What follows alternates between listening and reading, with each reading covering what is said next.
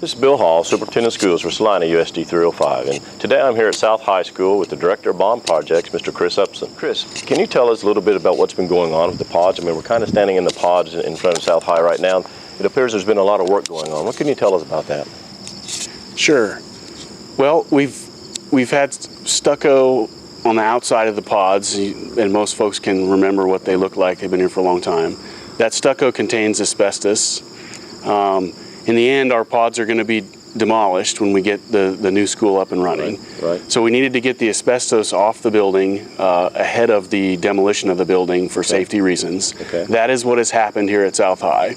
Okay. So we have removed all the stucco, and we have resheeted the building with the gray sheeting that you can kind of see on the building now. That's what we're looking at right now. So the 400 pod, which is kind of the southwesternmost pod, that will get demolished right after spring break this year, when the new east wing comes up online and we occupy that one. And when will the east wing be finished? The east wing should be finished just ahead of spring break this year. Okay.